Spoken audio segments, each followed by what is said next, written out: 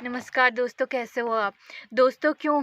50-55 के बाद कुछ लोग या 60 के बाद हमें माला का जाप करना आवश्यक हो जाता है? क्यों 50-55 साल से ऊपर या 60 साल के ऊपर के लोग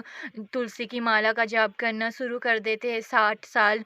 के बाद, या रुद्रांश की माला का ज एक तो इसका सबसे पहला रीज़न ये रहता है कि दोस्तों, क्योंकि वो मोक्ष प्राप्ति का सबसे अच्छा साधन रहता है। क्योंकि कहते हैं कि मृत्यु तुलसी माला जाप करने के जब 60 साल के हो जाते, 55 साल से ऊपर हो जाते हैं लोग, तो क्योंकि उस टाइम ये रहता है कि क्यों मृत्यु समीप रहती है, क्योंकि कलयुग में तो 50-60 के बाद कोई उम्र नहीं रहती।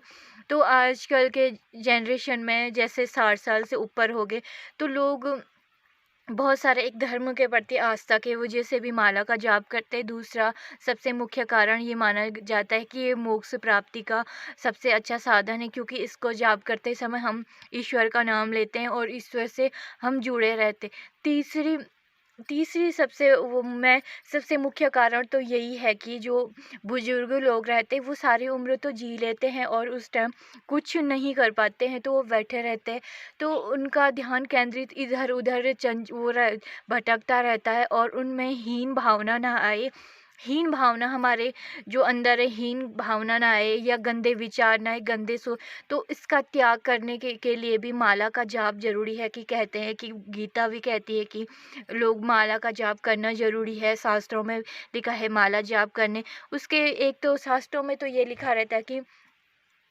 वो मोक्ष प्राप्ति का और ईश्वर से जुड़े रहने के लिए माला जाप ताकि मरते वक्त हमें मोक्ष मिल जाए। लेकिन सबसे मुख्य साइंस की भाषा में ये मानते हैं कि जब 50-55 साल की पूरी उम्र जी लेते हैं, किसी के बेटे बहू आ जाते हैं नाती, तो हो सकता है तो जो बुजुर्ग रहते हैं उनमें अधिकांश 50% बुजुर्गों में एज बीमारी रहती है और शरीर में दवाइयाँ खाते, जिसकी वजह से स्वयं कष्ट में रहने के बाद उनमें थोड़ा गलत सोच आ जाती है, नेगेटिव सोच आ जाती है। तो दूसरा बंदा कुछ कुछ बुजुर्गों में ये देखा गया है कि दूसरा खुश भी होगा अपनी लाइफ को अच्छे, तो उनको परेशान कर देते हैं, हर चीज़ में टोकना, कि उनको परेशान करना, उनमें इतनी हीनता आ जाती है, इतनी नेगेटिव है। और दूसरा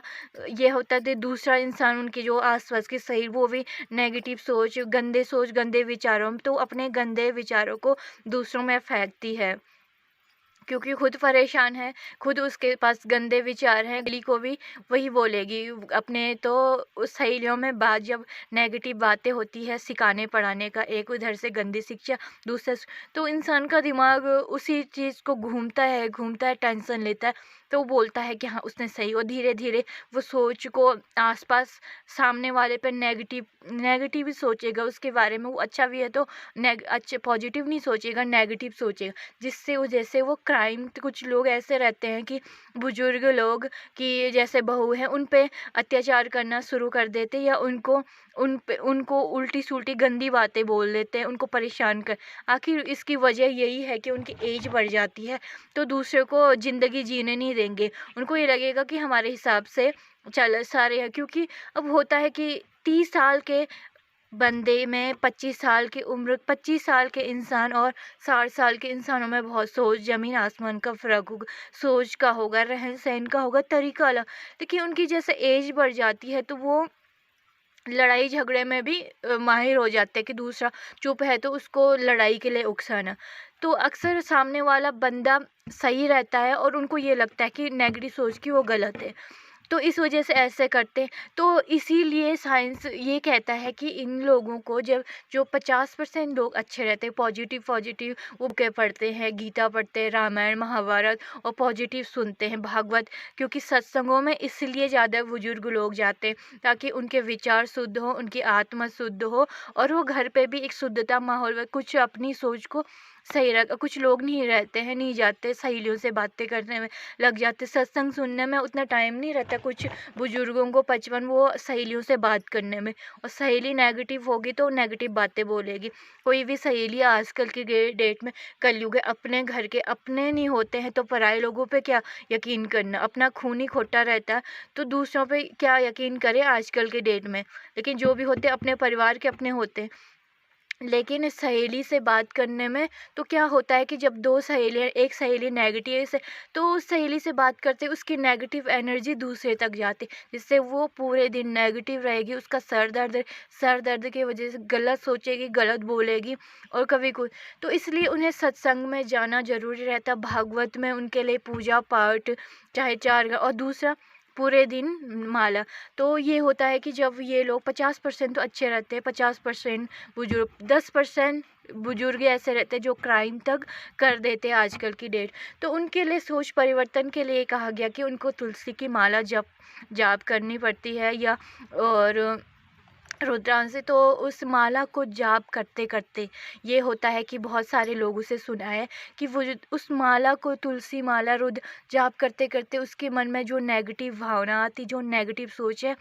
वो ख़त्म हो जाती है, वो पूरी तरह नष्ट हो जाता है। अगर किसी बुजुर्ग के दिमाग में नेगेटिव सोच भी आ भी रही बेटे बहू को देखकर कि ये चिढ़ रहे, वाला अब तो बेटा हाथ से निकला। आजकल के डेट में ये होता है कि बहू आने के बाद ये होता है कि कुछ लोगों में ये सोच आ जाती कि अब बेटा और बहू हाथ से निकल गए, बेटा हमारा कहना नहीं माना, बहू के पक्ष में रह रहा हमारा। तो वो लोग क्या करते हैं, कुछ लोग 2 पति पत्नी के बीच में आजकल की डेट में देखा गया, कलयुग में ज़्यादातर शहरों में ही होता, गांव में पति पत्नी के बीच में दरार डालने के लिए षड्यंत्र रचते, यहाँ तक कि वो अंधविश्वास का शिकार हो। देखिए, अंधविश्वास के शिकार में बनने के वो अपने घर गृहस्थी बर्बाद करने के मौत तक सामने आ जाती है। ऐसे अंधविश्वास में पड़ के वो अपने बच्चों को मौत के रास्ते तक पहुंचा देते, ऐसे लोग होते हैं आज शहरों में। गाँव में नहीं, क्योंकि गाँव के लोग थोड़ा आजकल थोड़ा सतर्क हो जाते, कुछ कुछ होते हैं गाँव में भी, शहरों में, लेकिन शहरों में आजकल ज़्यादा। इसकी वजह यह है कि हमारी एज बढ़ने के बाद हमें नेगेटिव, क्योंकि हमारी दवाइयाँ जो खाते हैं ना, ये केमिकल वाली दवाइयाँ जो रहती हैं आयुर्वेदिक, तो इससे हमारे दिमाग में नेगेटिव असर पड़ता है। और दूसरा नेगेटिव जो हमारे एज की जो बुजुर्ग होगी, उससे बात करने में, उसकी संगत करने में, वो उसके सिखाने पढ़ाने में नेगेटिव हो जाती है। तो उसके लिए रुद्रांश की माला या तुलसी माला जाप करते हैं कि साइंस बोलता है और बहुत सारे गीता बोलती है, शास्त्र बोलते हैं कि अगर हम, जैसे हमारे दिमाग में नेगेटिव सोच आ रही, हम नेगेटिव सोच रहे, हमारे दिमाग में खून खराब, हमारा जो खून गर्म हो रहा किसी की हत्या करने तक, किसी का नुकसान करने तक के लिए, ऐसे तो उस टाइम अगर उस तुलसी के माला को भगवान राम का या शिव का या माता का नाम लेते, जिसको इष्ट को हम मानते, उसका नाम का जाप कर, तो धीरे धीरे वो इष्ट के जरिए हमारे शरीर में पॉजिटिव एनर्जी, और उसी इष्ट की कृपा दृष्टि बनने के हमारी सोच में परिवर्तन होता है। और उस जाप करने एक रिलैक्स, दिमाग को रिलैक्स मिलता है और ध्यान हमारा केंद्रित होता है, जिससे कि हमें पॉजिटिव एनर्जी मिलती है और जिससे हमारी सोच में परिवर्तन होता है। क्योंकि उस इष्ट साइंस आध्यात्म के जरिए होता है कि उस इष्ट की कृपा होती है, वो इष्ट का ये मेरे को याद कर रहा पूरे दिन, और तो उसकी कृपा के जरिए यानी कि देवीय गुण आ जाते हैं। कोई इंसान देवता नहीं होता, भगवान नहीं होता। अक्सर ये होता कि लोग बोलते हो भगवान, ऐसा कुछ नहीं, लेकिन क्योंकि ये होता कि जिस इष्ट को हम मानते, जिसकी पूजा हम कर रहे, जिसका ध्यान हम कर रहे, तो उसके गुण उस इंसान में आ जाते हैं। क्योंकि गुण आने का मतलब ये नहीं है कि वो बन गया भगवान, नहीं, क्योंकि उस पे वो उस इष्ट के जरिए या ध्यान के उसके पास पॉजिटिव एनर्जी आ रही, पॉजिटिव एनर्जी आते आते उसका शरीर पूरा स्वस्थ हो रहा और वो अच्छे ढंग, अच्छा सोच रहा, अच्छा कर रहा, धीरे धीरे धीरे परिवर्तन हो। एक दिन में 5 बार अगर एक इंसान के पास नेगेटिव एनर्जी आ गई, गंदा सोच है, या सहेली ने कुछ गलत बोल या सर, तो उस टाइम वही माला का जाप होता है, माला का जाप करते, माला का जाप करते करते पहुँचे धीरे धीरे धीरे वो परिवर्तन। इसलिए लोग बोलते हैं कि 50 55 60 के बाद सत्संग में जाना चाहिए, भागवत में जाना, क्योंकि पूरी ज़िंदगी, क्योंकि इससे पहले जो 50 60 है हमने अपने गृहस्थ में